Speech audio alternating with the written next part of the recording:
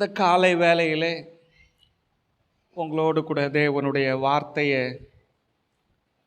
பகிர்ந்து கொள்வதிலே, தேவனுடைய வார்த்தையை உங்களுக்கு பங்கிட்டு கொடுப்பதிலே நான் ரொம்ப ஆசீர்வதிக்கப்பட்டவனாக இருக்கிறேன். அதனால் நான் ரொம்ப சந்தோஷப்படுறேன். அல்லேலூயா. போன வாரம் நம்ம தியானித்தோம் அடைக்கல பட்டணம்.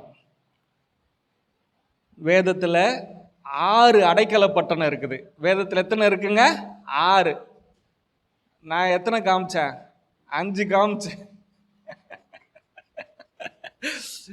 வேதத்தில் எத்தனை அடைக்கல பட்டணம் இருக்குங்க?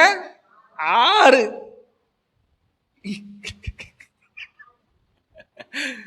அல்லேலூயா. ஆமாம். இன்னைக்கு ஒரு அடைக்கல பட்டணத்தை பேச விரும்புகிறேன். இன்னைக்கு ஒரு அடைக்கல பட்டணத்தை. எத்தனை பேர் சந்தோஷமா இருக்கிறீங்க? ஆமென். சிஸ்டர் சந்தோஷமா இருக்கிறீங்களா? என்னடா அது, காலையில் வெயிலில் கிளம்பி இவ்வளோ தூரம் வந்து திரும்பவும் வெயிலில் கிளம்பி 15 கிலோமீட்டர் போகணுமே, என்னடா கொடுமை அப்படின்றீங்க. ஆமென். சந்தோஷம். வேலைக்கு போகிறது கூட கஷ்டமாக இருக்கலாம், ஆனால் ஆண்டவர் சமூகத்துக்கு வர்றது, அவருடைய வார்த்தையை கேட்க வரோம். நீங்கள் வந்தது லாபம், நீங்கள் வந்தது ஆசீர்வாதம். உங்களுக்கு ஒரு இழப்பும் கிடையாது. நீங்கள் வந்தது உங்களுக்கு மிகுந்த ஆசீர்வாதம். ஆமென். ஒருவேளை நீங்கள் இங்கே வந்ததுக்கு ஒரு இழப்பு இருக்குமானால், இந்த 9 மணிலிருந்து 11 மணிக்குள்ள ஓடுற சீரியல் உங்களுக்கு மிஸ் ஆகிருக்கும். நாடகமோ ஏதோ ஒரு படமோ நீயா நானாவோ ஏதோ ஒன்று மிஸ் ஆகிருக்குமே தவிர ஆசீர்வாதங்கள் மிஸ் ஆகாது. உங்களுக்கு அற்புதம் மிஸ் ஆகாது. கையை தட்டுங்க பார்க்கலாம் ஆண்டவருக்கு. ஆமென்.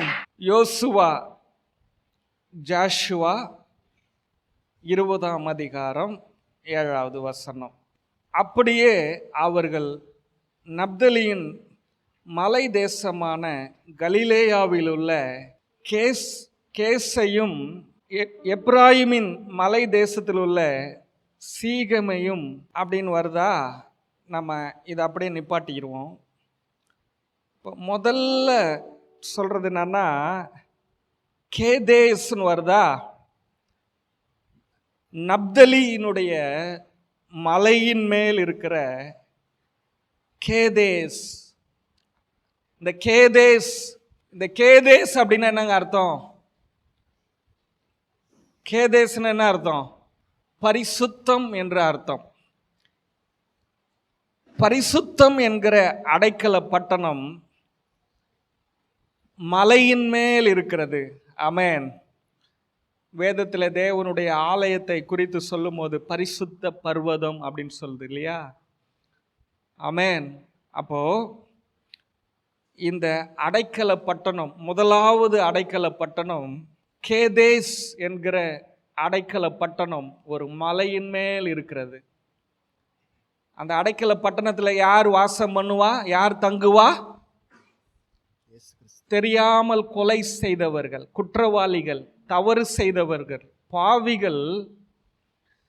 தேவனுடைய அடைக்கல பட்டணம், தேவனுடைய ஆலயம் அது. ஆமென். ஆசாரியன் இருக்கும் இடம், ஆசாரியனுடைய பங்கு. ஆமென். பரிசுத்த பங்கு, ஆசாரியனுடைய நிலம், ஆசாரியனுக்கென்று கொடுக்கப்பட்ட இடம், ஆசாரியன் தங்கும் அந்த அடைக்கல பட்டணத்தில் மலையின் மேல், உயரமாக இருக்கிற அந்த மலையின் மேல் பரிசுத்தம் என்கிற ஒரு அடைக்கல பட்டணத்தை தேவன் ஏற்படுத்த சொல்லுகிறார். ஹல்லேலூயா. இந்த காலை வேளையில கர்த்தருடைய பிள்ளையே, நமக்கு ஆண்டவர் சொல்லுகிற வார்த்தை என்ன தெரியுமா? இந்த உலகமும் கிறிஸ்தவமும் நம்முடைய சொந்தக்காரனும் நம்ம தெருவில் இருக்கிறவனும் நமக்கு ஒருவேளை பாவி, நம்ம ஏதோ ஒரு விதத்தில் நம்மை ஒரு உதாசீனப்படுத்துகிற ஒரு சூழ்நிலையிலே உங்களை தூக்கி எறிந்திருக்கலாம். ஆனால் உங்களுக்கும் எனக்கும் தேவன் ஒரு அடைக்கல பட்டணத்தை ஏற்படுத்துகிறார். அந்த அடைக்கல பட்டணம் எங்க இருக்குன்னா மலையின் மேல் இருக்கிறது. மலையின் மேல் இருக்கிற பட்டணம் மறைந்திருக்காது. ஒரு கொலைக்காரன் தவறு செஞ்சிட்டான்னா காட்டுக்குள்ளேயும் மக்கள் இல்லாத இடத்துல போயிட்டு ஒளிந்து கொள்ளுவான். ஆனா ஆண்டவர் சொல்றாரு, ஒரு குற்றவாளிய, ஆமென், ஒரு கொலைக்காரனை ஆண்டவர் சொல்றாரு மலையின் மேல் இருக்கிற அடைக்கல பட்டணத்திலே வந்து அவனை உலகமே பார்க்கிற அளவிற்கு அவனை உயர்ந்த அடைக்கலத்தில் வைத்து பாதுகாக்கிறவராக இருக்கிறார். அந்த அடைக்கல பட்டணம், அந்த பரிசுத்தம் என்கிற அடைக்கல பட்டணம் இயேசுவாக இருக்கிறார். எத்தனை பேர் ஆமென் சொல்றீங்க? ஆமென். பரிசுத்தம் என்பது அது இயேசு கிறிஸ்துவினுடைய குணமாக இருக்கிறது. அல்லேலூயா. அந்த பரிசுத்த பட்டணம் என்பது நமக்கு ஒரு நிழலாக, நமக்கு ஒரு மறைவிடமாக, நமக்கு ஒரு பாதுகாப்பாக இருக்கிறது. எத்தனை பேர் சந்தோஷமா இருக்கிறீங்க? அல்லேலூயா. இந்த காலை வேளையிலே அந்த பரிசுத்தம் அப்படின்ற அந்த வார்த்தைக்கு என்னன்னா காதேஸ், காதோஷ் அப்படின்ற அர்த்தம். அந்த காதோஷ் அப்படின்றதுக்கு பிரித்தெடுக்கப்படுதல், பரிசுத்தமாகுதல், தனியாக பிரித்தெடுத்தல். ஆமென். இஸ்ரவேல் ஜனங்களிலே லேவி கோத்திரத்தை தேவன் தனக்காக தனியாக பிரித்தெடுத்தார். முழு உலகத்திலே இருக்கிற எல்லா ஜனங்களிலேயும் இஸ்ரவேல் என்கிற ஜனத்தை தேவன் தனக்காக தனியாக பிரித்தெடுத்தார். இந்த முழு உலகத்திலே வாழ்கிற இந்த காலத்திலே அவருடைய கிருபையின் பிள்ளைகளாக, ஆமென், அவருடைய அன்பின் குமாரனுடைய ராஜ்யத்திலே வாழுகிற பிள்ளைகளாக உங்களையும் என்னையும் தனியாக பிரித்தெடுத்திருக்கிறார். கைகளை தட்டி ஆண்டவருக்கு நன்றி சொல்லுங்க. ஆமென். பரிசுத்தம் அப்படின்னா என்ன தெரியுமா? தேவனோடு வாழ்வதற்காக, இயேசுவோடு வாழ்வதற்காக, பரிசுத்த ஆவியானவரோடு வாழ்வதற்காக, அடைக்கலமாக, பாதுகாப்பாக, ஆமென், வாழ்வதற்காக, சுகமாய் வாழ்வதற்காக கிறிஸ்துவுக்குள் வாழுகிற ஒரு வாழ்க்கையாக இருக்கிறது. எத்தனை பேர் சந்தோஷமா இருக்கிறீங்க? பாருங்க, இயேசு ஒருவரால் மட்டுமே தான் இந்த உலகத்தில் இருக்கிற ஒவ்வொரு மனுஷனுக்கும் பரிசுத்தமாக, அடைக்கலமாக, பாதுகாப்பாக இருக்க முடியும். இயேசுவை தவிர இந்த உலகத்திலே எந்த மனிதனாலும் இன்னொரு மனிதனுக்கு பாதுகாப்பாக இருக்க முடியாது. பெற்றோர்களாக இருக்கிறோம், நாம் நம்முடைய பிள்ளைகளுக்கு பாதுகாப்பாக இருக்க முடியாது. இயேசு ஒருவரால் தான் பாதுகாப்பாக இருக்க முடியும். எபிரேயர் 7ஆம் அதிகாரம் 26வது வசனம் சொல்லுகிறது, பரிசுத்தரும் குற்றமற்றவரும் மாசில்லாதவரும் பாவிகளுக்கு விலகினவரும் வானங்களிலும் உயர்ந்தவருமாயிருக்கிற இவ்விதமான பிரதான ஆசாரியரே நமக்கு ஏற்றவராயிருக்கிறார். நமக்கு ஏற்ற பிரதான ஆசாரியராக இருக்கிறார். ஹல்லேலூயா. நான் பாவம் செய்தவன் தான், நான் தேவனுடைய மகிமையை இழந்தவன் தான். ஆனால் அந்த பரிசுத்தம் என்கிற அடைக்கல பட்டணத்திற்கு நான் ஓடி வந்து அவருடைய பாதத்தில் விழுந்தேனே, அவர் எனக்கு ஏற்ற, எனக்கு பிரயோஜனமான, எனக்கு எல்லா விதத்திலையும் சூட்டபிளான ஒரு பிரதான ஆசாரியராக இருக்கிறார். நான் பாவிதான், என்னுடைய கரங்கள் இரத்த கரைகள் படிந்ததுதான், பாவ கரைகள் படிந்ததுதான், என்னுடைய சரீரங்கள் பாவம் நிறைந்ததாக இருக்கலாம். ஆனால் நான் ஓடி வந்து நான் தொட்ட சரீரம், நான் தொட்ட ஒரு பிரதான ஆசாரியர், அவர் பரிசுத்தம் உள்ளவர், அவர் குற்றம் இல்லாதவர், அவர் மாசு இல்லாதவர், எனக்கு ஏற்றவராக இருக்கிறார். அல்லேலூயா. இயேசுவை தவிர இந்த உலகத்துல உனக்கு ஏற்ற பர்சன் யாருமே இல்ல. நீ நினைக்கலாம், எனக்கு ஏற்ற ஒரு நண்பன் இருக்கிறான், எனக்கு ஏற்ற ஒரு சகோதரன் இருக்கிறார், எனக்கு உதவி செய்யக்கூடிய ஏற்ற ஒரு நபரை தந்திருக்கிறார். இந்த உலகத்துல எந்த மனிதனும் உனக்கு ஏற்றவர்கள் அல்ல.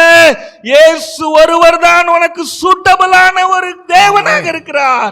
உனக்கு ஏற்றவர், எல்லா விதத்திலையும் உன்னை புரிந்து கொண்டவர், எல்லா விதத்திலையும் உன்னை தாங்குகிறவர், உன்னை கழுவுகிறவர், உன்னை பரிசுத்தமாக்குகிறவர், உன்னை நீதிமானாக்க, உன்னை புரிந்து கொண்ட, உன்னை எல்லா விதங்களிலேயும் எந்த இடத்துல நீ விழுவாய், எந்த இடத்துல எழும்புவாய், உன்னுடைய பலவீனங்களை அறிந்தவர், உன்னுடைய பலனை அறிந்தவர், உன்னுடைய எல்லா சூழ்நிலைகளை அறிந்த ஒரு பிரதான ஆசாரியன் உனக்கு இருக்கிறார். கைகளை தட்டி நன்றி சொல்லுவாயா? ஆமென். ஆமென். அந்த காதேஷ் என்கிற அடைக்கல பட்டணம் இயேசு கிறிஸ்துவை குறிக்கிறது. அல்லேலூயா. பாருங்க, 1 கொரிந்தியர் 1:31 சொல்லுது, இயேசுதான் நமக்கு ஞானமாக இருக்கிறார், இயேசுதான் நமக்கு நீதியாக இருக்கிறார், இயேசுதான் நமக்கு பரிசுத்தமாக இருக்கிறார், இயேசுதான் நமக்கு மீட்பராக இருக்கிறார். அல்லேலூயா. இயேசுதான் நமக்கு பரிசுத்தமான அடைக்கல பட்டணமாக இருக்கிறார். எத்தனை பேர் இந்த காலை வேளையில இயேசு கிறிஸ்துவுக்குள்ளே நீங்கள் வாழ்ந்து கொண்டிருக்கிறீர்கள்? ஆமென். அவருக்குள் வாழுகிற கர்த்தருடைய பிள்ளையே, நீ யார் தெரியுமா? நீ ஞானமுள்ளவன். ஆமென். நீ நீதிமான், நீ பரிசுத்தவான், நீ மீட்கப்பட்ட கர்த்தருடைய பிள்ளை. ஏனென்றால் அவர்தான் பரிசுத்தம். ஆமென். ஆமென். எத்தனை பேர் சந்தோஷமா இருக்கிறீங்க? ஆமென். ஹல்லேலூயா. அந்த காதோஷ் என்பது பரிசுத்த அடைக்கலம். இது ஒரு இடம் மட்டுமல்ல, இது ஒரு நிலை, இது ஒரு அனுபவம். இயேசுதான் உன்னுடைய அனுபவம். இந்த உலகத்துல நிறைய பேர் சொல்லுவாங்க, அவர் ரொம்ப அனுபவம் உள்ள ஊழியக்காரங்க, ரொம்ப அனுபவம் உள்ள ஒரு பாஸ்டருங்க. எந்த அனுபவமும் உன்னுடைய ஆவிக்குரிய வாழ்க்கைக்கு உதவாது. எந்த மனுஷனுடைய அனுபவம், ஆமென், உனக்கென்று இருக்கிற இயேசுதான் உனக்கு ஆசீர்வாதம். உனக்கென்று ஒரு இயேசு இருக்கிறாரு, அவர் தான் உன்னுடைய பரிசுத்தம். ஆமென். அவர் உன்னோடு இருக்கிறார் பாரு, அது ஒரு அனுபவம், அது ஒரு சூழ்நிலை. ஆமென். அதுதான் உனக்கு ஒரு நிரந்தரமான சூழ்நிலை. ஆமென். அவர் உன் கூட இருக்கிறார் பாருங்க. எத்தனை பேரோட இயேசு இருக்கிறாரு? அது ஒரு ஸ்டாண்டு சொல்வாங்களா, அது ஒரு ஸ்டாண்டு, அது ஒரு நிலைத்திருக்கிற ஒரு அனுபவம். இந்த உலகத்துல இயேசு ஒருத்தர் தாங்க உன் கூட நிலைத்திருக்கிற ஒரு அனுபவமா இருக்க முடியும். எத்தனை பேர் ஆமென் சொல்றீங்க? ஆமென். ஆமென். ஆமென். பாவத்திலிருந்து ஓடி வரும் மனிதன் இயேசு கிறிஸ்துவுக்குள்ளே அவன் ஒரு பாதுகாப்பை பெறுகிறான். அவன் ஒரு குற்றவாளியாக வரலாம், ஆனால் அவனுக்காக ஒரு கிருபை இருக்கிறது. அந்த கிருபை அவனை காப்பாற்றுகிறது. அல்லேலூயா. ஆமென். எத்தனை பேர் சந்தோஷமா இருக்கிறீங்க? பாருங்க, பரிசுத்த பர்வதம், பரிசுத்த அடைக்கலம், இயேசுதான் அடைக்கல பட்டணம். இந்த அடைக்கல பட்டணத்துக்குள்ள நீங்கள் வரும்போது முதல்ல இயேசு என்ன பண்றார் தெரியுமா? உங்களையும் என்னையும் பரிசுத்தமாக்குகிறார். ஆமென். கைகளை தட்டுங்க பார்க்கலாம்.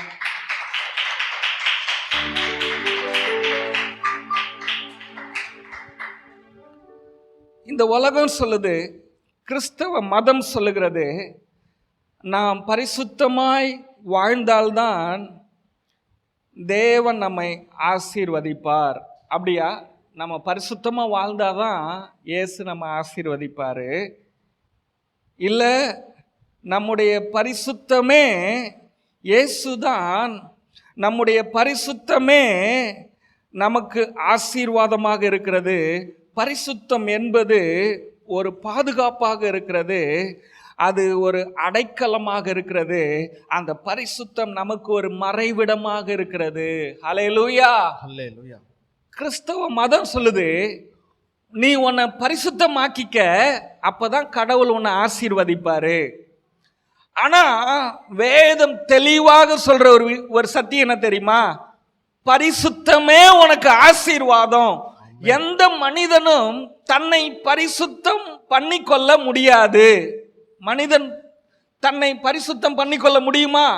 பரிசுத்தம் என்பது தேவன் மனிதனுக்கு கொடுக்கும் பலன், கிஃப்ட், அவரால் கொடுக்கப்படுகிற ஆசீர்வாதம், அவரால் கொடுக்கப்படுகிற ஒரு வாக்குத்தத்தமாக இருக்கிறது. பாருங்க, 2 கொரிந்தியர் 7ஆம் அதிகாரம் 1வது வசனத்துல இப்படிப்பட்ட வாக்குத்தத்தங்கள் நமக்கு உண்டாயிருக்கிறபடியினாலே பிரியமானவர்களே, மாம்சத்திலும் ஆவியிலும் உண்டான எல்லா அசுசிகளும் நீங்க நம்மை சுத்திகரித்து கொண்டு பரிசுத்தமாகுதலை தேவ பயத்தோட பூரணராக்க கடவோம். அப்போ இங்க பாருங்க, பரிசுத்தம் என்பது the promise of God. ஆமென். தேவனால் கொடுக்கப்படுகிற ஒரு வாக்குத்தத்தம். ஆமென். ஆகையினால், ஆனால் இன்றைக்கு கிறிஸ்தவம் என்ன சொல்லிருச்சுன்னா, சிஸ்டர், பிரதர், உங்களை பரிசுத்தமாக்கிக்கங்க, நல்லா ஃபாஸ்டிங் போடுங்க, நல்லா ஜெபம் பண்ணுங்க, நல்லா பரிசுத்தத்தை பிடிச்சிக்குங்க, நல்லா உங்களை சுத்திகரித்து கொள்ளுங்க, உங்களை கழுவி கொள்ளுங்க, போராடி ஜெபிங்க, நல்லா போராடி ஜெபிங்க அப்படின்னு சொல்லுது. ஆனா வேதத்துல உண்மையான சத்தியம் என்ன சொல்லுதுன்னா, பரிசுத்தம் என்பது இயேசுவாக இருக்கிறார். அவர் உங்களுக்கு பிதாவினால் கொடுக்கப்பட்ட ஆசீர்வாதமாக இருக்கிறார். கிறிஸ்துவுக்குள் நீங்கள் உங்களை வாழ்வதற்கு நீங்கள் அர்ப்பணிக்கும் பொழுது, ஆமென், கிறிஸ்துவிடத்தில் ஓடி வந்து நீங்கள் தஞ்சம் அடையும் பொழுது, அவருக்குள் ஓடி வந்து அடைக்கலமாய் அவருடைய பாதத்திலே உங்களை நீங்கள் அர்ப்பணிக்கும் போது அந்த பரிசுத்தம் உங்களுக்கு கொடுக்கப்படுகிறது. அந்த பரிசுத்தமாகி இயேசுவை நீங்கள் பெற்றுக்கொள்கிறீர்கள். அந்த பரிசுத்தமாகி இயேசுவுக்கு நீங்கள் பிள்ளைகளாக மாறுகிறீர்கள். கைகளை தட்டி அல்லேலூயா.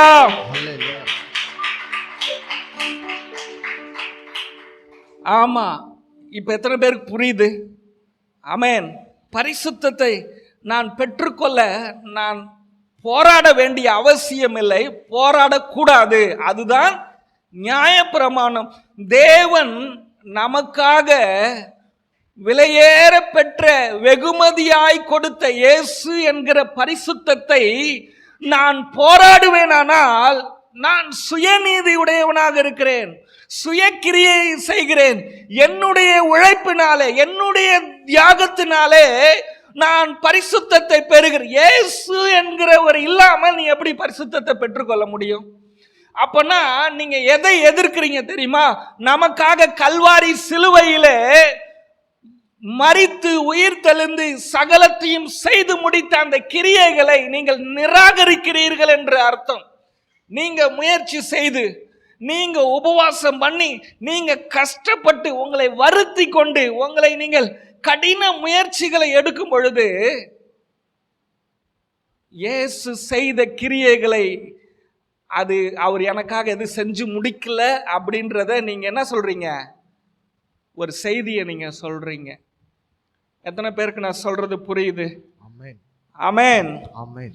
நம்முடைய வாழ்க்கையில எந்த தீங்கும் எந்த தீமையும் நம்மை தொடாமல் நம்மை பாதுகாக்கும் பரிசுத்தம் இயேசுதான். ஆமென், ஆமென்.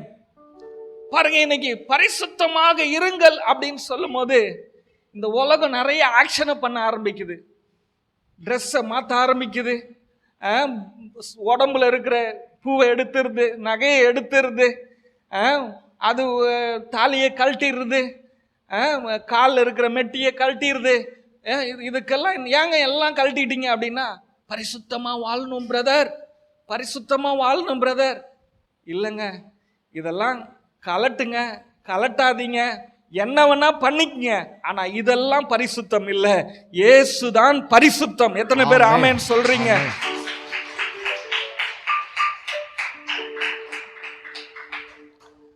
பரிசுத்தம் என்பது ஒரு நபர் அவர்தான் இயேசு, அவர்தான் பரிசுத்த ஆவியானவர், அவர்தான் பிதாவாக இருக்கிறார், அவர்தான் அடைக்கல பட்டணமாக இருக்கிறார். இன்றைக்கு ஒரு மனிதனுடைய வாழ்க்கையில பரிசுத்தம் என்றால் என்ன என்பதற்கு பல காரியங்களை கிறிஸ்தவ மதங்கள் உருவாக்கி வைத்திருக்கிறது. ஆனால் பரிசுத்தம் என்பது பரிசுத்த ஆவியானவர் தான். எத்தனை பேருக்குள்ள ஆவியானவர் இருக்கிறாரு? அப்ப நீங்க பரிசுத்தமா இருக்கிறீங்க. எத்தனை பேருக்குள்ள திருத்துவ தேவன் இருக்கிறார்? நீங்க பரிசுத்தமா இருக்கிறீங்க.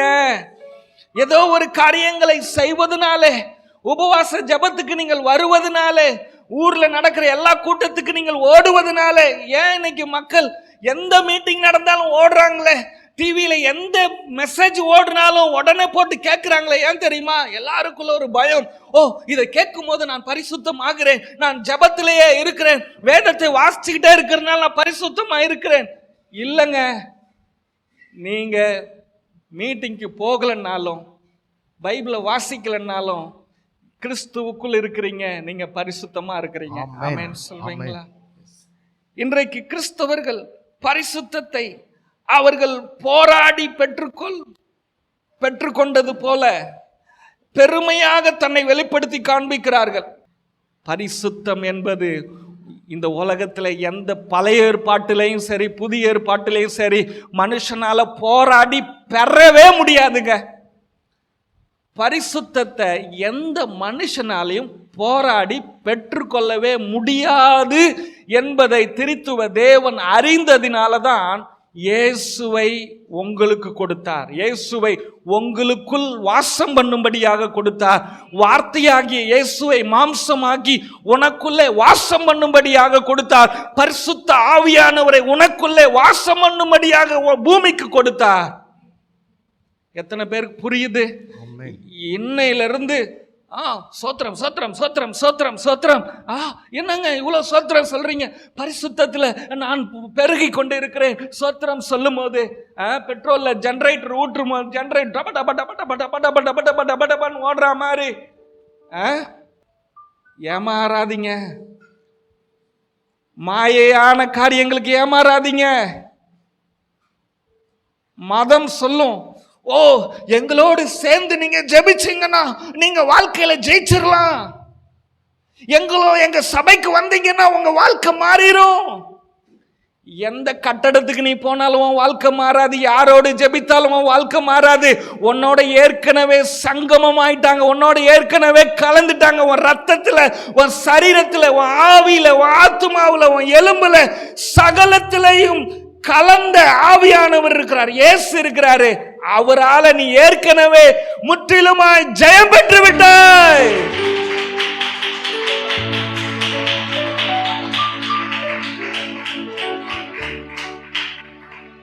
ஏமாந்துராதீங்க.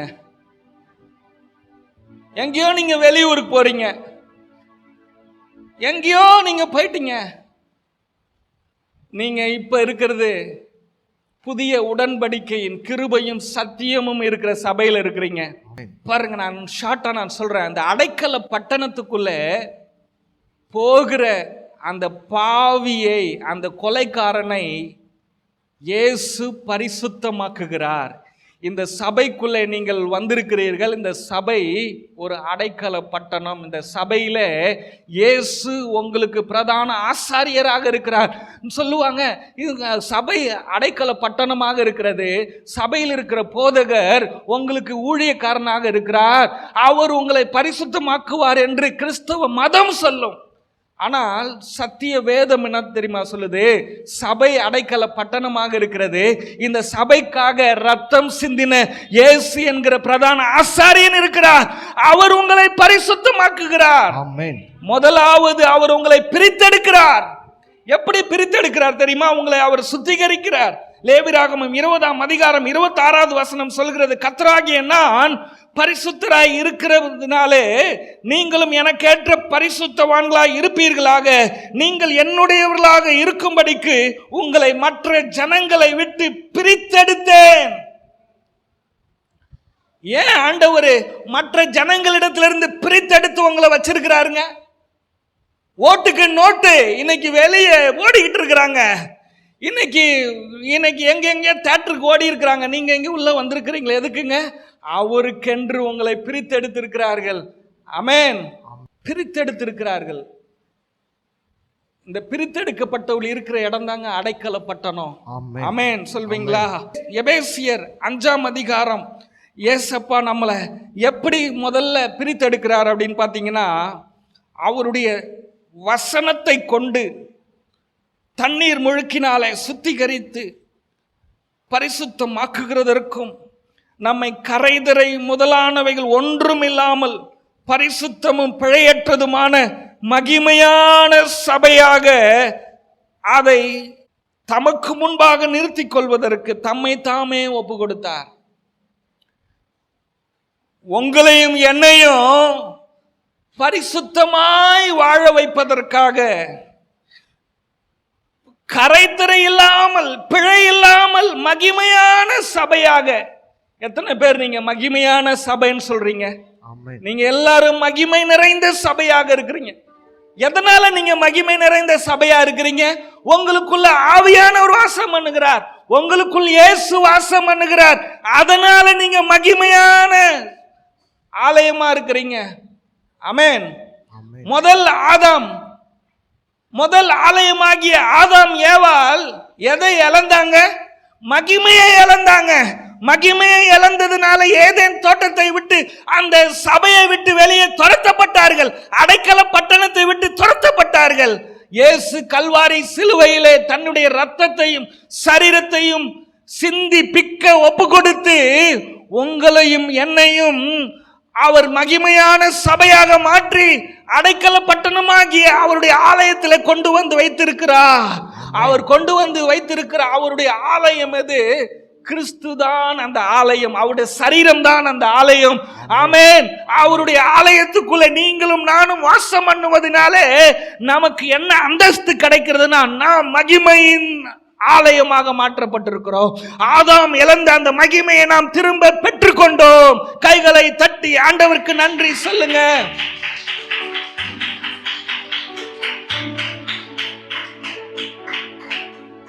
ஆதாம் இழந்த மகிமையை இயேசு கிறிஸ்துவின் கல்வாரி பாடுகள் மூலமாக, உயிர்த்தெழுதல் மூலமாக நாம் பெற்றுக்கொண்டு இருக்கிறோம் என்றால் இன்னும் என்னென்னலாம் நம்ம பெற்றுக்கொள்ளணுங்க?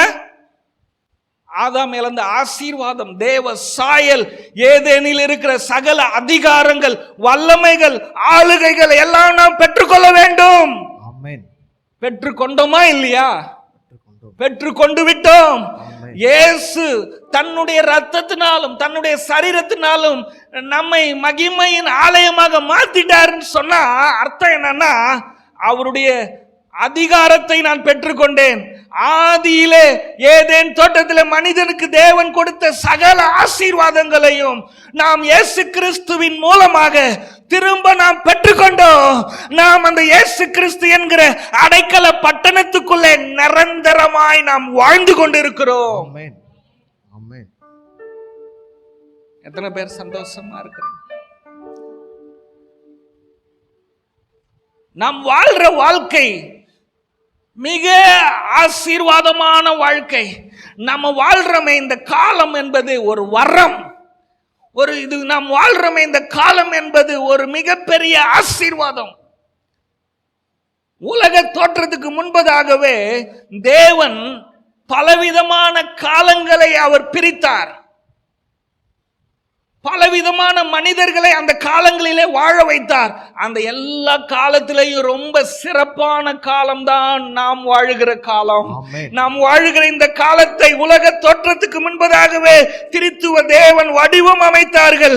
அந்த ஆசீர்வாதமான காலத்தில், கிருபையின் காலத்தில், அன்பின் காலத்தில், புதிய உடன்படிக்கையின் காலத்தில் நாம் வாழ்ந்து கொண்டிருக்கிறோம். நன்றியோடு கைகளை தட்டி ஆண்டவருக்கு நன்றி சொல்லுவோம்.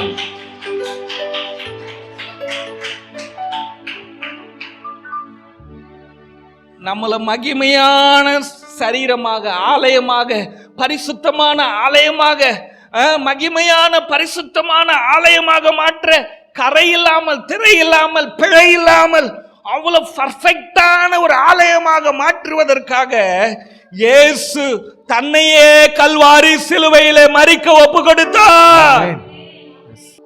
இயேசு கல்வாரி சிலுவையிலே தன்னை ஒப்பு கொடுத்ததன் மூலமாக நமக்கு நடந்த ஆசீர்வாதம், நமக்கு நடந்த நன்மைகள் என்ன தெரியுமா? 1 தெசலோனிக்கேயர் 5ஆம் அதிகாரம் 23வது வசனம், சமாதானத்தின் தேவன் தாமே உங்களை முற்றிலும் பரிசுத்தமாக்குவாராக. சொல்லுங்க, முற்றிலுமாய். முற்றிலுமாய் நாங்கள் பரிசுத்தமாக்கப்பட்டிருக்கிறோம். பரிசுத்தமாக்கப்பட்டிருக்கிறோம். எனக்கு தெரியும், இப்ப மட்டும்தான் சொல்லுவீங்க. வீட்டுக்கு போய் ஒரு முறையா சொல்லி இருக்கிறீங்களா? எத்தனை பேர் சொன்னீங்க? இதை நீங்க சொல்லலன்னா நீங்க துரோகிகள். ஒவ்வொருத்தரும் துரோகிகள். உங்களுக்காக இயேசு தன் ரத்தத்தை சிந்தி முழுவதுமாய் டோட்டல் ஆல் பிளட்டையும் உங்களுக்காக சிந்தினார். உங்களுக்காக டோட்டல் பாடியையும் ஒப்பு கொடுத்தார். ஒரு சரீரத்தில் தான் பாவம் இருக்கிறது, ரத்தத்தில் தான் பாவம் இருக்குது, ரத்தத்தில் தான் வியாதி இருக்குது. ஆனால் இயேசுவின் ரத்தத்தில் பாவம் இல்லை, வியாதி இல்லை. இயேசுவின் சரீரத்தில் பாவம் இல்லை, வியாதி இல்லை. அந்த ரத்தத்தை உனக்காக சிந்தினாரு. உன் சரீரத்தில் இருக்கிற எல்லா வியாதியும் நீங்கிருச்சு, எல்லா பாவமும் நீங்கிருச்சு. உன் ஆவி, ஆத்துமா, சரீரம் முழுவதையும் அவர் பரிசுத்தமாய் மாற்றிவிட்டார். இதை நீ அறிக்கை பண்ணல பத்தியா? அதனாலதான் நீ துரோகி. உன்னை இந்த உலகத்துல இதுவரைக்கும் வாழ்ந்த மக்கள் தங்களை பரிசுத்தமாய் வாழ முடியாத அளவிற்கு அவர்கள் தவித்து கொண்டிருந்த காலம். ஆனால் நீங்களும் நானும் பரிசுத்தமாய் வாழ்வதற்கு தவிக்க வேண்டிய, ஆதங்கப்பட வேண்டிய, அங்கலாய்ப்பு அடைய வேண்டிய அவசியம் இல்லை. அவரே நம்மை பரிசுத்தமாக்கி விட்டார். எத்தனை பேர் விசுவாசிக்கிறீங்க?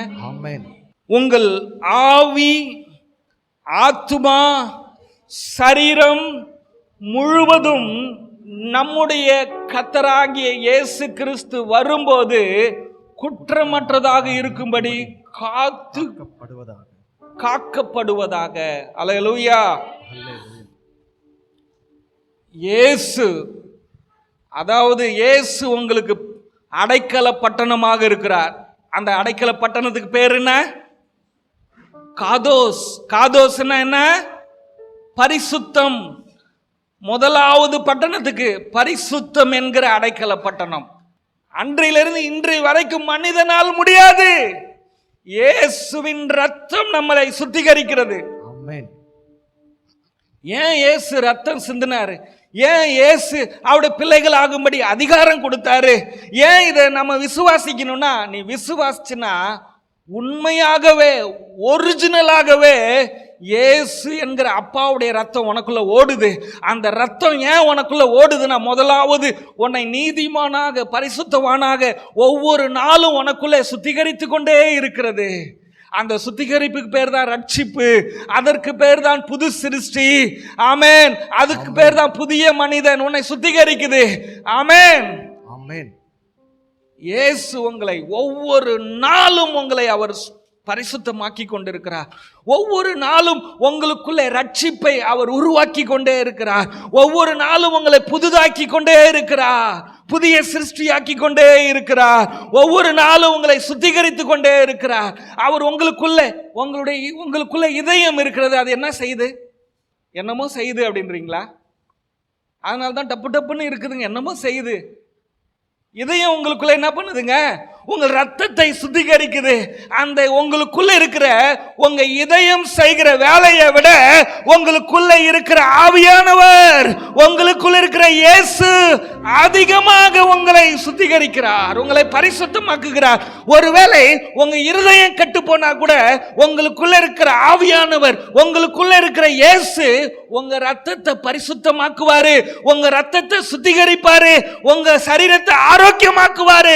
நரம்புகளை, சதைகளை, எலும்புகளை, ஒவ்வொரு அவயங்களையும் அவர் ஆரோக்கியமாக்குவார். ஆமென். ஒப்புக்கு சாப்பானுக்கு ஆமென் போட்டீங்களா? எத்தனை பேர் ஒப்புக்கு சாப்பானுக்கு ஆமென் போட்டீங்க? பிரசங்கம் பண்ண வேண்டிய கடமை உன் தலையெழுத்து. ஆமா சாமி போடுறது ஏன் தலையெழுத்து? இல்ல இல்ல, நான் சொன்னது சத்தியம். சத்தியத்தை அறிவீர்கள், சத்தியம் உங்களை விடுதலையாக்கும். இந்த உலகத்துல எத்தனை கோடி ரூபாயும் மனிதனை விடுதலையாக்காது. விடுதலையாக்கக்கூடியது கிருபையின் சத்தியம் மட்டும்தான் விடுதலையாக்கும். எத்தனை பேர் ஆமென் சொல்றீங்க? இயேசு எதெல்லாம் அவர் சுத்திகரிச்சிருக்கிறாரு, பரிசுத்தமாக்கி இருக்கிறாரு. இந்த ரெண்டு விஷயத்தை நம்புவாங்க கிறிஸ்தவங்க. ஆவியை பரிசுத்தமாக்கிட்டார்னா சந்தேகமே நம்ம நம்புவாங்க. ஆத்மாவை பரிசுத்தமாக்குவார்னா சந்தேகமே இல்லாம நம்புவாங்க. சரீரம்னு வந்தவன தான் அங்க பெரிய கேள்விக்குரிய வைப்பாங்க. ஓ, சரீரம் இச்சை பாவம், மாம்ச சிந்தை பாவம், மாம்சமே பாவம்.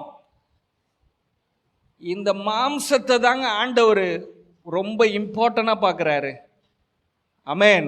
இந்த மாம்சத்தை ரொம்ப முக்கியத்துவமா பார்க்கறதுனால தான் கிறிஸ்தவம் இந்த மாம்சத்தை ரொம்ப தள்ளிருச்சு. ஆனால் தான் கிறிஸ்தவம் உலகம் ஃபுல்லா வியாதிக்காரனாவே இருக்கிறான். இந்த உங்க ஒவ்வொருத்தருடைய பாடி, உங்க ஒவ்வொருத்தருடைய சரீரமும் தேவன், திரித்துவ தேவன் ரொம்ப அக்கறையோட பார்க்குறாங்க. அதனால தான் திரித்துவத்தில் ஒரு நபராகிய இயேசு கிறிஸ்துவுக்கு சரீரத்தை கொடுத்து ரத்தத்தை கொடுத்து பூமிக்கு அனுப்புனாங்க பிற்கப்படும்படியாக. ஆமென். இந்த சரீரத்தை பரிசுத்தமாக்குறார். இந்த ஆலயம் என்பது இந்த சரீரம் தான். ஆமென். இந்த சரீரத்தை ஆண்டவர் பரிசுத்தமாக்குகிறார். இந்த சரீரத்தை தேவன் ஆரோக்கியமா வாழ பண்றாரு. இந்த சரீரத்துக்குள்ள சாவு இல்லாத சரீரத்தை உங்களுக்கு கொடுக்க விரும்புறாரு. எத்தனை பேர் ஆமென் சொல்றீங்க? ஆமென். ஆமென். ஆமென். இந்த சரீரத்துக்கு சாவே கிடையாதுங்க. இந்த பாடிக்கு சாவே கிடையாது. இந்த பாடி உலக தோற்றத்துக்கே இருந்துச்சு. உங்களுக்கு இருக்குது இந்த சரீரம் உலக தோற்றத்துக்கு முன்னாடியே பிதா ஏற்படுத்தி வச்சிருந்தாரு. இந்த பாடி இன்னைக்கு இருக்குது. இந்த பாடி மகிமையின் சரீரமாக மாறி பரலோகத்தில் ஒரு நாள் இருக்க போகுது. இந்த பாடிக்கு அழிவே கிடையாது. எத்தனை பேர் நான் சொல்றது புரியுது? ஆமென்.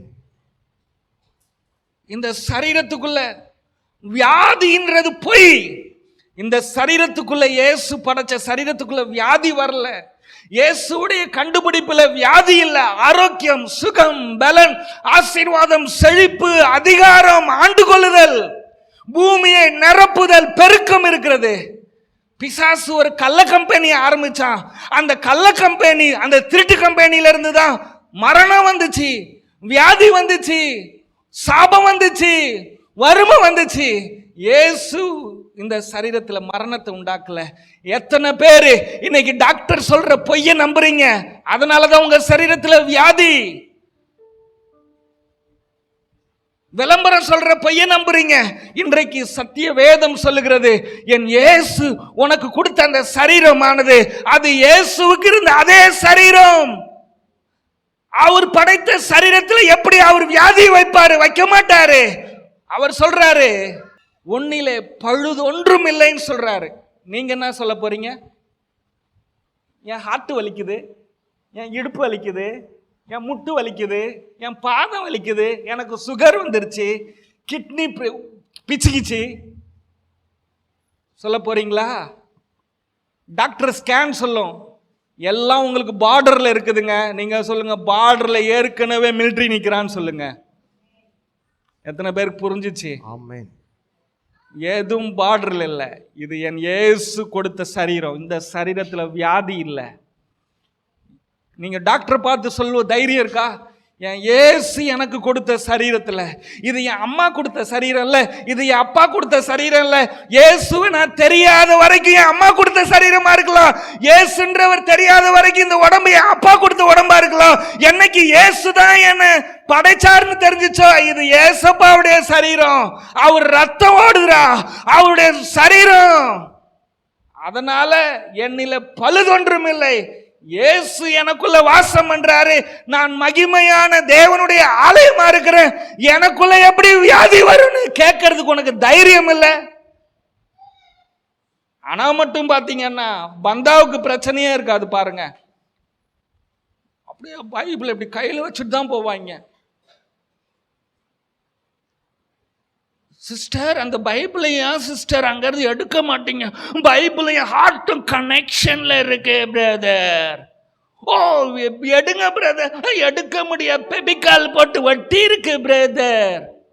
என்ன பேசுறீங்க நீங்க? என்ன கேட்குறீங்க? உங்களுக்குள்ள யார் இருக்கிறா? ஒன்னிலே பழுதொன்றும் இல்லை. இயேசுவின் ரத்தம் உன் சரீரத்தில் ஓடுது.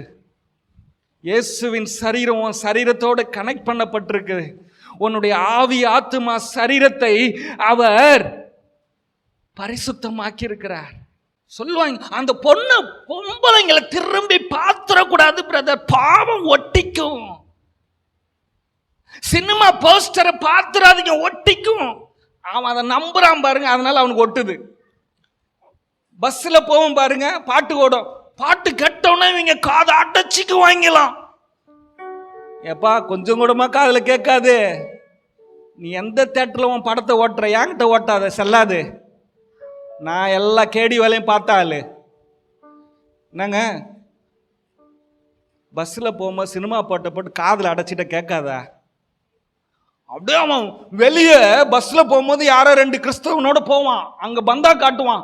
வீட்டில் யாரும் இல்லாதப்போ ஃபுல் படமே போட்டு பார்த்துருவான்.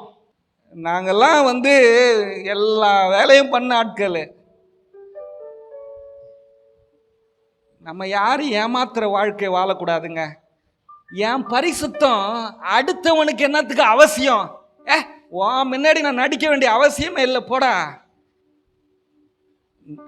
என்னுடைய பரிசுத்தம் என்னுடைய இயேசு. ஆமென். அவர் எனக்குள்ள இருக்கிறதுனால தான்டா நான் வாழ்றேன். இன்னும் வாழுவேன், இன்னும் ஆரோக்கியமா வாழுவேன், ஆசீர்வாதமா வாழுவேன், சுகத்தோடு வாழுவேன், வெற்றியோடு வாழுவேன், நீதிமானா வாழுவேன். ஏன்னா நான் ஓடி போய் விழுந்த இடம் அடைக்கல பட்டணம், பரிசுத்த பட்டணம். ஆமென், ஆமென், ஆமென். அவர் நம்மளை ஏன் பிரிச்சடிச்சார் அப்படின்னா, அவருடைய கிருபையினால, அவருடைய கிருபைக்காக நம்மை பிரித்தெடுத்திருக்கிறார். கலாத்தியர் 1:15 சொல்லுது, நான் என் தாயின் வயிற்றில் இருந்தது முதல் என்னை பிரித்தெடுத்து தம்முடைய கிருபையினாலே அழைத்த தேவன். உங்களை அழைச்சிருக்கிறாரு.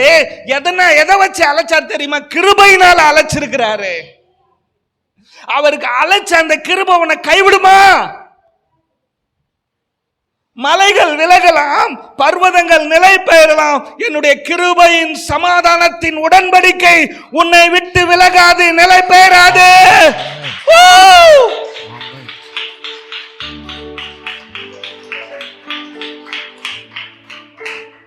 எது வேணா விலகுமா? அவருடைய கிருபை, அவருடைய அன்பு உன்னை விட்டு விலகாது. ஆமென்.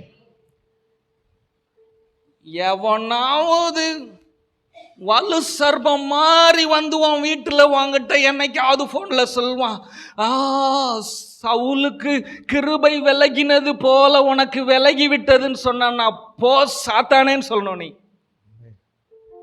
யாருக்கு கிருபை விலகும்? யாருக்கு கிருபை விலகும்?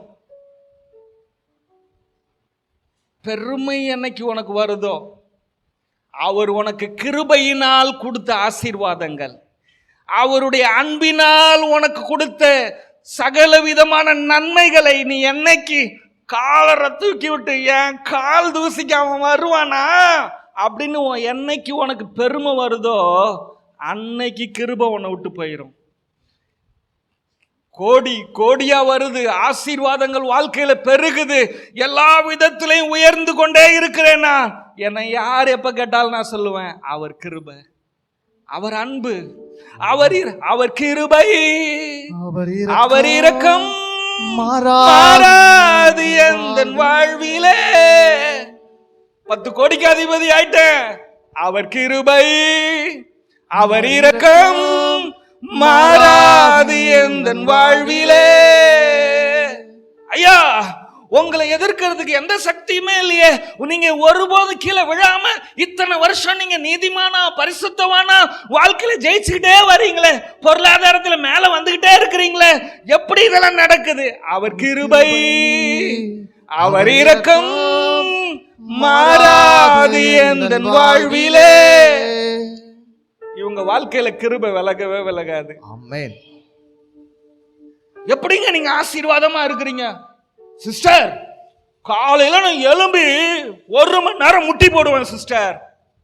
அன்னைக்கே சும்மா சர்ராக் தர மட்டும் ஆயிருவீங்க. வாழ்க்கை அடி மட்டும் ஆயிரும்.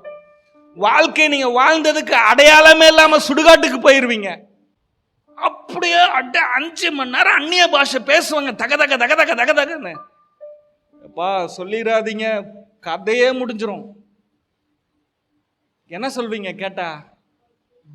ஒரு பாட்டு ஒண்ணு பாடி, அவர் கிருபை அவர் இரக்கம் மாறாது எந்தன் வாழ்விலே. அல்லேலூயா. எத்தனை பேர் இத பிடிங்க. அந்த அடைக்கல பட்டணத்துல உங்களுக்கு எல்லாமே இருக்கு.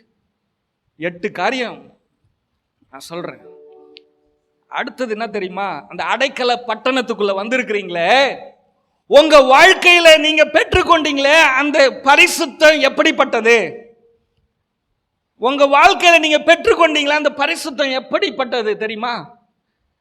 நமக்குள்ள இருக்கிற பரிசுத்தம் எப்படியாக இருக்கிறது என்றால், தேவன் சிநேகிக்கிற பரிசுத்தமா. பிதாவுக்கு பாருங்க, இந்த உலகத்தில் அவருடைய கிருபையையும் அவருடைய சத்தியத்தையும் பிடித்து கொண்டு இயேசு கிறிஸ்துவின் மூலமாக கிருபையும் சத்தியமும் நமக்கு கொடுக்கப்பட்டுச்சு. அந்த புதிய உடன்படிக்கையின் மூலமாக இயேசு நமக்கு கொடுத்த பரிசுத்தம் பிதா சிநேகிக்கிற பரிசுத்தம். ஆமென். பைபிள்ல இருக்கிற எல்லா சத்தியமும் கிரேட் இருக்குது, தரம். ஒரு வெள்ளை சட்டை வாங்குறீங்கன்னா 100 ரூபாய்க்கு வாங்கலாம், 500 ரூபாய்க்கு வாங்கலாம், 5000 ரூபாய்க்கு வாங்கலாம் ஒரு வெள்ளை சட்டை. அப்போ பரிசுத்தம் அப்படின்னு சொன்னா வேதத்துல அதனுடைய கிரேட் இருக்கு, ரகம் இருக்கிறது. ஆனால் கிருபையின் உடன்படிக்கையிலே இயேசு கிறிஸ்துவின் மூலமாக அடைக்கல பட்டணத்துக்கு ஓடி வந்த நமக்கு கொடுக்கப்பட்ட பரிசுத்தம் என்ன தெரியுமா? ஹை குவாலிட்டி, உயர்தரமான, பிதா விரும்புகிற, சிநேகிக்கிற, நேசிக்கிற பரிசுத்தத்தை உங்களுக்கு கொடுத்துரு. கையை தட்டுங்க.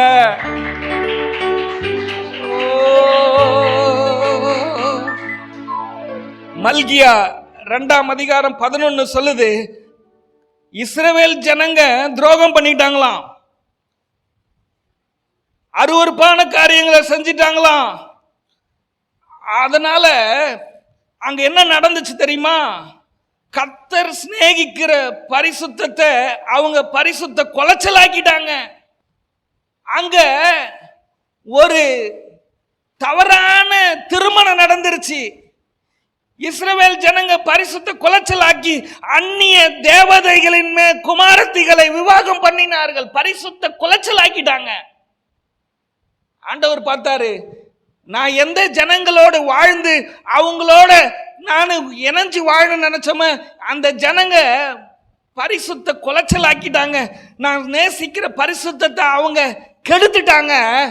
நான் புதிய உடன்படிக்கை என்று செய்து என்னுடைய ரத்தத்தினாலும் என் சரீரத்தினாலும் ஒரு புதிய சந்ததியை உருவாக்க போகிறேன்.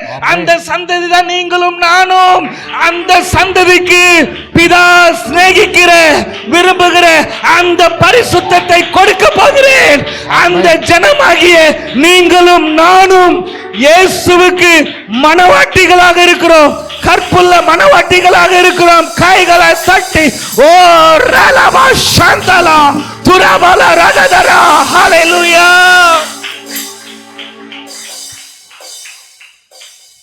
எத்தனை பேருக்கு நான் சொன்னது புரிஞ்சிச்சு? ஆமென். பிதா சிநேகிக்கிற பரிசுத்தத்தை, உயர்தரமான பரிசுத்தத்தை. ஆமென். ஆமென். இப்ப சொல்லுங்க, பிதா சிநேகிக்கிற பரிசுத்தத்தை உங்களால பெற்றுக்கொள்ள முடியுமா? உங்க கிரியைகளினால, உங்க காணிக்கையின் மூலமாக, உங்களுடைய சுய கிரியைகளினால, சுய பக்தியினாலே முடியுமா? பேதுரு சொல்றான், அந்த சப்பானிய உயிரோட அவனை எழுப்பி நடக்க வச்சோன்னு சொல்றான், இது எங்களுடைய சுயபக்தியினாலோ சுயக்கிரியைகளினாலோ ஒன்றுமில்லை, இயேசுவின் நாமத்தினாலே நடந்தது. நம்ம பெற்றுக்கொண்டோமே பிதா சிநேகிக்கிற மகா பரிசுத்தமான அந்த பரிசுத்தம் நம்முடைய சுயபக்தியிலோ சுயக்கிரியைகளில் அல்ல, அவருடைய குமாரன் மூலமாக நமக்கு அன்பளிப்பாக கொடுக்கப்பட்டது. அவர் இயேசுதான் அந்த பிதா சிநேகிக்கிற பரிசுத்தமாக இருக்கிறார். இயேசுவின் ரத்தம் எனக்குள்ளே கலந்து விட்டது.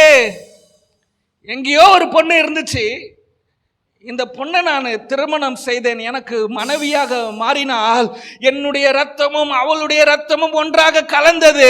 இன்றைக்கு எங்கோ இருந்து பொண்ணல்ல, அவள் என்னுடைய மனைவி, சாகுவரை என்னுடைய மனைவி, சாகுவரை அவளுடைய புருஷன். ஆமென். இயேசு பரலோகத்தில் இருந்து பூமிக்கு வந்து மாம்சத்திலும் சரீரத்திலும் வாழ்ந்து கல்வாரி சிலுவையிலே அவருடைய சரீரத்தை பிற்க கொடுத்து அவருடைய ரத்தத்தை சிந்தி அவர் நம்மை பெற்றெடுத்தாரே.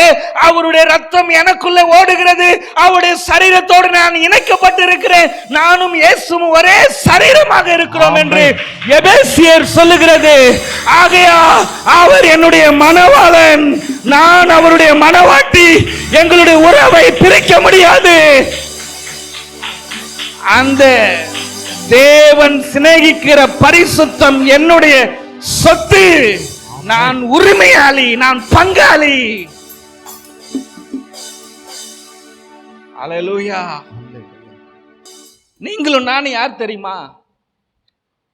பூரணமானவர்கள். சொல்லுங்க பார்க்கலாம், பூரணமானவர்கள். உங்க மேலே கை வச்சு சொல்லுங்க, நாங்க பூரண பரிசுத்தம். பூரண பரிசுத்தம். எப்படி நீங்க பூரண பரிசுத்தமா மாறினீங்க? இயேசுவின் ரத்தத்தினாலே. எபிரேயர் 10ஆம் அதிகாரம் 10வது வசனம் சொல்கிறது, இயேசு கிறிஸ்துவனுடைய சரீரம் ஒரே தரம் பலியிடப்பட்டதினாலே அந்த சித்தத்தின்படி நாம் பரிசுத்தமாக்கப்பட்டு இருக்கிறோம். சொல்லுங்க, நாம் பரிசுத்தமாக்கப்பட்டு இருக்கிறோம். நான் பரிசுத்தமாக்கப்பட்டு இருக்கிறேன்.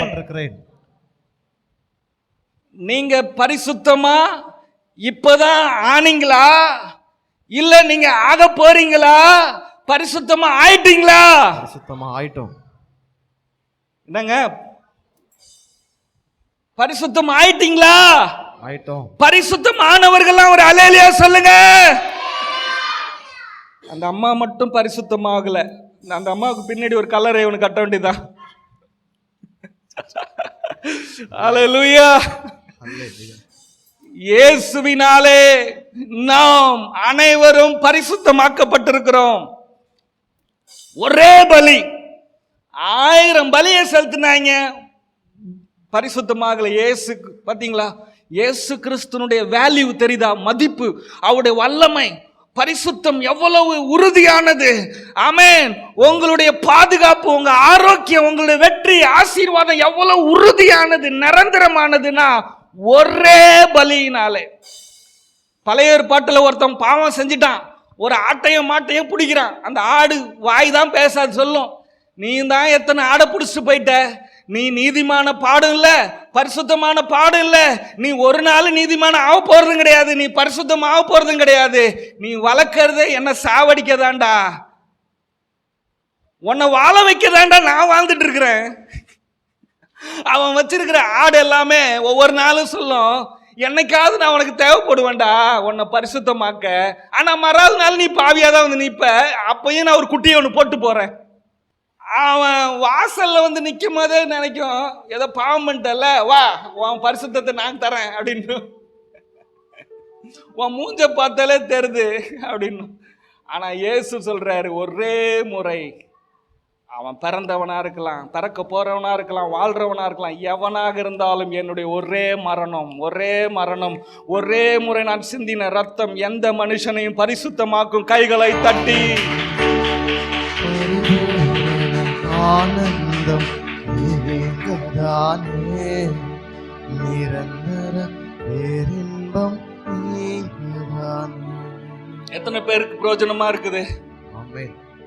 நிறைய பேர் சொல்லுவாங்கல்ல, பெரம்பலூர்ல பால் மேஷாக்கு பரிசுத்தத்தையே பேச மாட்டாருன்னு. நம்ம பரிசுத்தத்தை பேசுறோம், எங்க இருந்து உங்களுடைய வாழ்க்கை துவங்குகிறதுன்றது பேசுறேன். தவறான இடத்துல நம்ம அதுக்காக போராடிட்டு இருந்தோம். போராட வேண்டியதில்ல, நீ உறவாடி கொண்டிருக்கிறாய். உனக்குள்ள ஏற்கனவே ஒருத்தர் உறவாடிக்கிட்டு இருக்கிறாரு. ஆமென். அந்த உறவுக்குள்ள already you are a holy man, righteous man. Already நீ நீதிமானா தான் இருக்கிற, பரிசுத்தவானா தான் இருக்கிற. ஆமென். ஆமென். பரிசுத்தத்துக்காக போராடுன்னு சொல்ற ஒவ்வொருத்தரும் வலு சர்ப்பம், ஒவ்வொருத்தரும் பிசாசு, பாம்பு. உங்களை பாவத்தில் விழ வைக்க வேண்டிய போராடுன்னு சொல்றவன் எல்லாமே பாம்பு, அந்தி கிறிஸ்து. ஏதேன் தோட்டத்தில் மகிகிட்ட சொன்ன பாம்பு ஏவாள்கிட்ட பேசுச்சு. என்ன பேசுச்சு? அந்த கனியை புசிக்க கூடாது என்று சொன்னது உண்டோ? ஆமா அப்படின்னு 14வது வசனம். ஏனெனில் பரிசுத்தமாக்கப்படுகிறவர்களை அநேக பலியினாலே ஒரே பலியினாலே. ஐயோ, நான் தப்பா டைப் பண்ணிட்டேங்க. எல்லா பைபிளையும் எடுத்து பாருங்க. அநேக பாரு, அப்படியா? ஒரே பலியினாலே இவர் என்றென்றைக்கும் ஒரு நாள் மட்டும், ஒரு நாள் முதல்வன் போல ஒரு நாள் மட்டும் நீங்கள் பரிசுத்தத்திலே பூரணராய் இருப்பீர்கள். என்றென்றைக்கும். புரிஞ்சுச்சிங்களா இல்லைங்களா? இனிமே ஆண்டவரே என்னை பரிசுத்தமாக்கும், என்னை கழுவும்.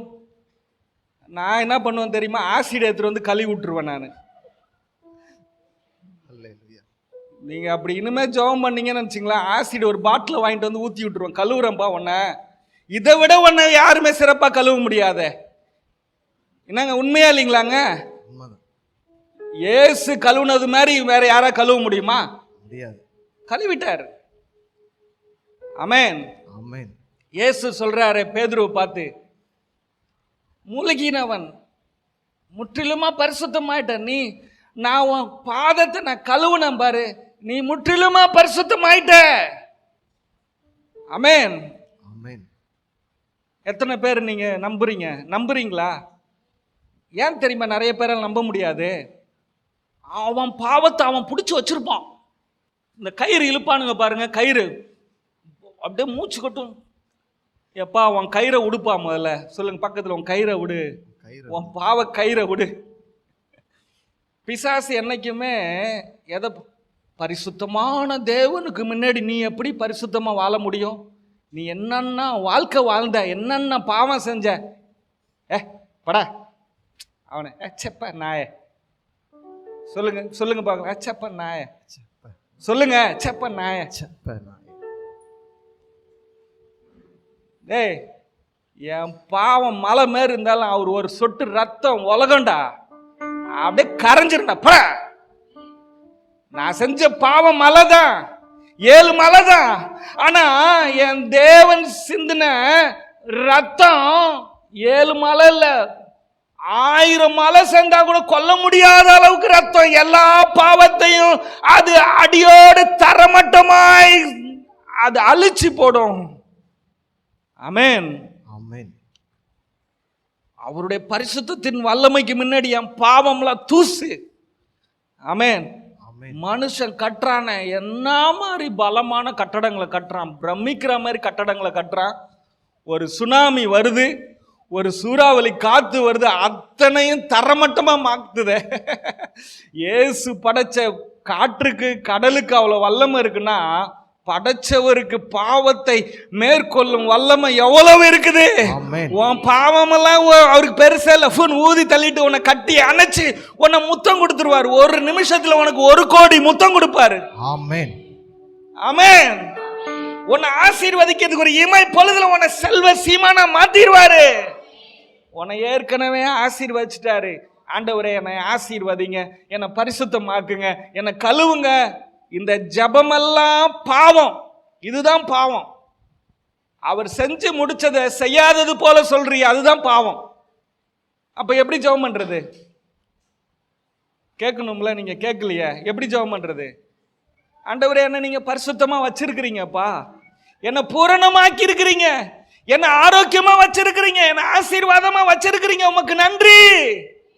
எவ்வளவு சந்தோஷமா இருக்குது. ஃபீல் பண்றீங்களா? ஆமென்.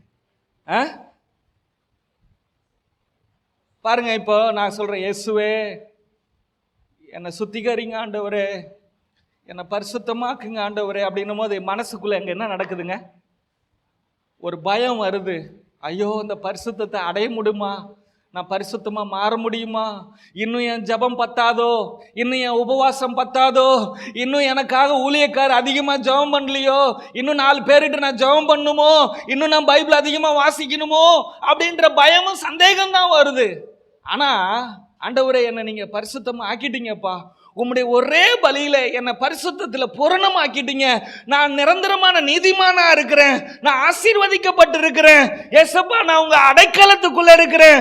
என்னை மகிமையான தேவனுடைய ஆலயமா என்னை மாத்தி இருக்கிறீங்க. ஏன்னா எனக்குள்ள நீங்க வாசம் பண்றீங்களே, ஆவியானவர் எனக்குள்ள நீங்க வாசம் பண்றீங்களே, நான் எப்படி பாவியா இருக்க முடியும்? நான் நிரந்தரமான நீதிமான் அப்படின்னு சொல்லுங்க. இங்க பயம் வருமா? இங்க குற்ற உணர்வு வருமா? இங்க ஏதாவது குத்துறா மாதிரி இருக்குமா? ஏன் அநேக கிறிஸ்தவர்களால 6 மணிக்கு மேல தூங்க முடியல, பயந்து அப்படின்றான். என்னடா ஆச்சு? ஜபம் பண்ண லேட் ஆயிருச்சுன்றான். இதுக்காடா இந்த அக்க போரு? அலறி அடிச்சு எழுந்திருக்கிறான். என்ன ஏன் எழுப்பாம விட்டேன்னு பொண்டாட்டி புருஷனை திட்டுது. எழுப்பாம விட்டிய புருஷனை, பொண்டாட்டி புருஷனை திட்டுது, புருஷன் பொண்டாட்டி திட்டுது. ஏன்டி என்னை எழுப்பாம விட்ட? என்னங்க ஆச்சு? ஜபம் பண்ற நேரம் போயிருச்சேடி. வைஃப் சொல்லணும், உள்ள ஒருத்தர் நல்லா பிரேயர் பண்ணிட்டு இருக்கிறாரு. ஆமென் சொல்வீங்களா? இதெல்லாம் உங்களை குற்றப்படுத்தும். ஐயோ, நான் இன்னைக்கு ஜெபம் பண்ணலையே, ஐயோ நான் பைபிள் படிக்கலையே. பாவம் செஞ்சவன் கூட இந்த உலகத்துல தலை நிமிர்ந்து தைரியமா வாழ்றான்.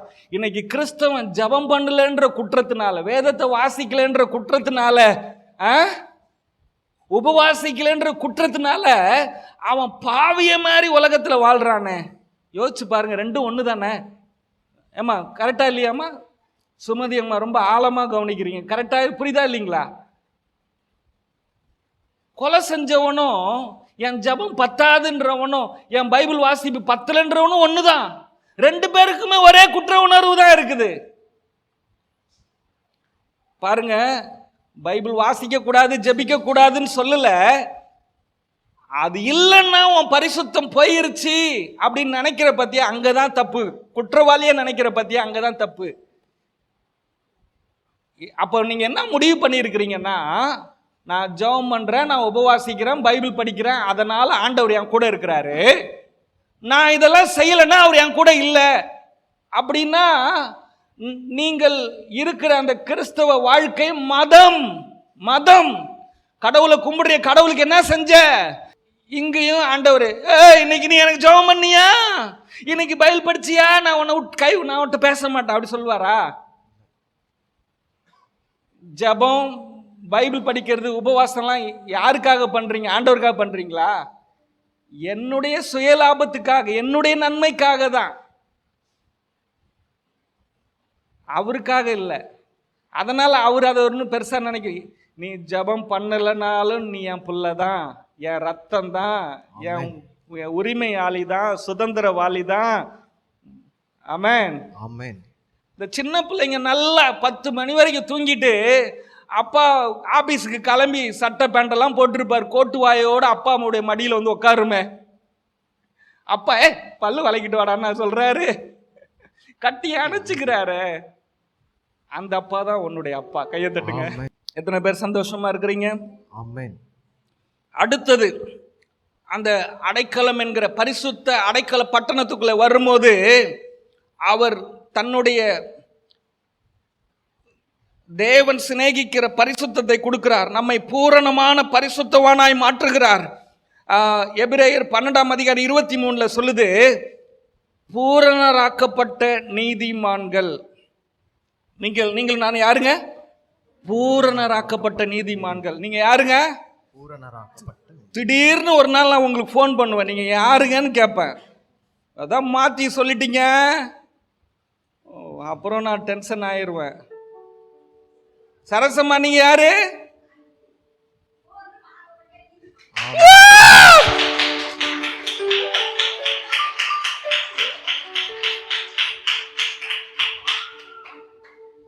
அவ்வளவுதாங்க. இத மனசுல வைங்க. செத்தாங்க. பிசாசுக்கு சாவு மணிங்க. பிசாசுக்கு என்னது? சாவு மணி. டேய், இதெல்லாம் ஏன்டா உன்னை யாரா சொல்லி கொடுக்க சொன்னா அப்படின்னு என்கிட்ட வந்து சண்டை போடுவான். ஏய், இதெல்லாம் உன்னை யாரு பேச சொன்னா? இயேசு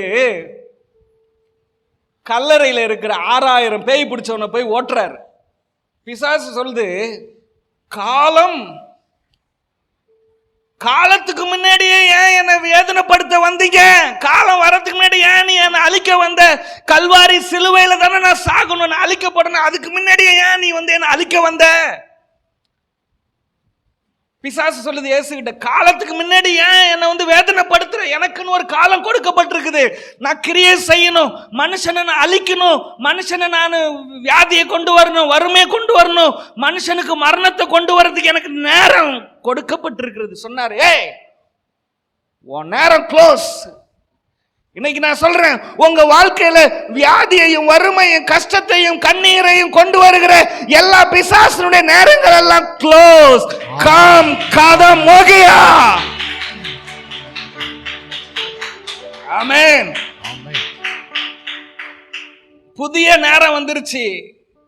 ஆசீர்வாதம் தொடங்கிருச்சு, ஐஸ்வர்யம் தொடங்கிருச்சு, சுகம் தொடங்கிருச்சு. நிரந்தர நீதிமான், நிரந்தர பரிசுத்தவான், நிரந்தர முதலமைச்சர். ஆமென். ஆமாங்க, நிரந்தர முதல்வருங்க நீங்க. ஆமென். இயேசு நிரந்தரமா முதற் பேரானவராக இருக்கிறார். நீங்களும் நான் அவருடைய பிள்ளை. கீழே விழவே மாட்டீங்க. உங்க லைஃப் ஸ்டாண்டர்டாவே இருக்கும். இதெல்லாம் எனக்கு தெரியாம அநேகரை நான் நம்பி இவெல்லாம் கூட இருந்தா எனக்கு பிரயோஜனமா இருக்குன்னு வச்சுக்கிட்டேன். இனிமே அவனா நம்புவேன்றீங்க? ஏய், நல்ல சேஃபா வாழ்ந்துட்டு இருக்கிறேன் அப்படி. ஆமென். ஆமென். எந்த விஷயத்துல ஒரு இமை பொழுது கூட உங்களை கைவிடாத ஒரு தேவன். ஆமென். ஆமென். நான் பொய் சொல்றேன்னு நினைக்கிறீங்களா? உங்களை கண் கலங்க விடவே மாட்டாரு. ஆமென். ஃபர்ஸ்ட்லாம் நாங்கள் வீட்டில் சிரிச்சுட்டு ஐயோ ரொம்ப சிரிச்சிட்டோம், நமக்கு எதாவது கஷ்டம் வருமே நாங்கள் ஃபீல் பண்ணுவோம். இப்போல்லாம் தினமும் அழுதே சிரிச்சே அழுவ வருது கண்ணில். எனக்கு தெரியும், அடுத்த நிமிஷமும் சிரிப்பேன், 1 மாதம் சிரிப்பேன், 2 மாதம் சிரிப்பேன். என் இயேசு வர வரைக்கும் நான் சிரிச்சுக்கிட்டு தான் இருப்பேன். ஆமென். சந்தோஷமா இருப்பேன், சமாதானமா இருப்பேன், ஆரோக்கியமா இருப்பேன், ஆசீர்வாதமா இருப்பேன். என்னுடைய பேங்க் பேலன்ஸ், என்னுடைய பொருளாதாரம் ஏறிக்கிட்டே போயிட்டே இருக்கும். என்னுடைய காரு, எனக்கு நான் விரும்புற மாதிரி எனக்கு காரு என்னை தேடி வரும். ரொம்ப நெருக்கமா உள்ள பூந்துக்கிட்டு தலையை வளைச்சிக்கிட்டு நெரிச்சுக்கிட்டு இல்லை, நல்லா விசாலமா. நான் கார்ல ஏறி உக்காந்த உடனே ஸ்டார்ட்னா அதுவே ஸ்டார்ட் ஆகும், டிரைவ்னா அது டிரைவ் பண்ணும். நான் கூல், நான் தூங்குறேன், நீ போயிட்டு வா அப்படின்னா அது போயிட்டு என்னை கொண்டு வந்து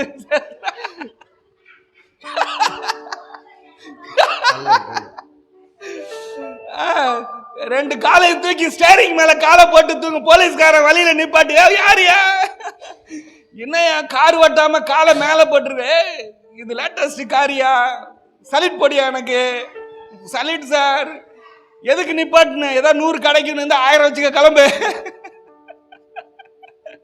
அல்லேலூயா. நிச்சயமா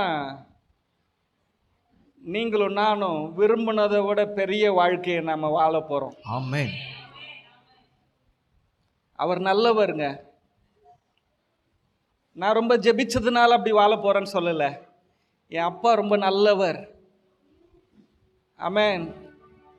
அவருடைய கிருபை இவ்வளவு தூரம் கொண்டு வந்தது அவருடைய கிருபை தான். என்னம்மா செல்லம்மா, இவ்வளவு தூரம் கொண்டு வந்தது அவர் கிருபைன்னா அப்படியே பொத்துன்னு போட்டுட்டு போயிருமாமா?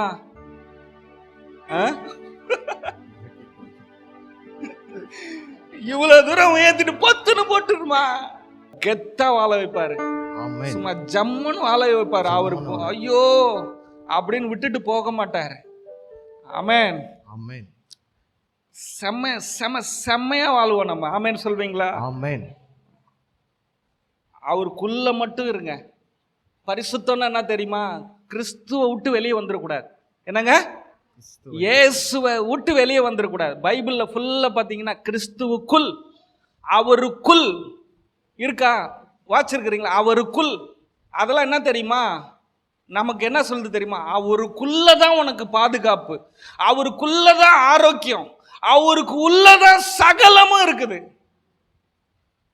நீங்க எல்லாரும் ஓனர்னு சொல்றேன், நீங்க என்ன சொல்றீங்க? நான் சொல்றது புரியுதா இல்லைங்களாங்க? நீங்க எல்லாருமே முதலாளியா. கர்த்தர் நம்மளை உயர்த்தி வச்சிருக்கிறார். ஆமென். இது எல்லாமே இயற்கையா உங்களுக்கு வேலை செய்ய வச்சார். புரியுதா உங்களுக்கு? சூரியன் உங்களுக்கு பாதுகாப்பு கொடுக்கணும், சந்திரன் உங்களுக்கு பாதுகாப்பு கொடுக்கணும். இயற்கையான உலகத்துல நீங்க ஆரோக்கியமா வாழணும். ஆனா அந்த இயற்கை பிசாசு என்ன பண்ணிட்டான்னா, உங்களுக்கும் எனக்கும் ஆசீர்வாதமா இருக்கும்படி கொடுக்கப்பட்ட இந்த இயற்கை காற்று எல்லாத்தையும் தெய்வமாக்க வணங்க வச்சுட்டான். அதுக்கெல்லாம் நீங்க பயப்பட ஆரம்பிச்சிட்டீங்க. அதனால என்ன தெரியுமா? உங்க வீட்டுக்கு நீங்க ஃபேன், காத்துக்காக ஃபேனை வாங்குறீங்க. காத்தை நீ தெய்வமாக்கிட்ட, அதை பார்த்து பயப்படுற. இப்ப ஃபேனை நீ காத்துக்கு வாங்குற, ஏசியை விலைக்கு வாங்குற. சூரிய ஒளியில வாழ்ந்தாங்க நம்ம முன்னோர்கள், நீ லைட்டை விலைக்கு காசு கொடுத்து வாங்குற. புரியுதுங்களா நான் சொல்ல வருது? புரியுதா? ஆமென். வானம் பூமி எல்லாம் உனக்காக படைக்கப்பட்டுச்சு, உனக்கு வெளிச்சத்துக்காக, உனக்கு ஆசீர்வாதத்துக்காக. நீ என்ன பண்ணிட்ட? இந்த இயற்கையை, கடவுள் எனக்கு படைச்சதெல்லாம் வேணாம், எனக்கு நான் ஃபேன் காற்று காசுக்கு வாங்கிக்கிறேன், நான் மாத்திரையை காசு கொடுத்து வாங்கிக்கிறேன், ஆரோக்கியத்தை லைட்டை நான் காசு கொடுத்து வாங்கிக்கிறேன், சூரிய வெளிச்சம் வேணான்ட்ட. எத்தனை பேருக்கு புரியுது? நீ முதன்மையானவன் என்று கர்த்தர் சொல்லுகிறார். மூணாவது என்னன்னா, கர்த்தர் உங்களை அபிஷேகம் பண்ணி வச்சிருக்கிறார். பிரதான ஆசாரியன்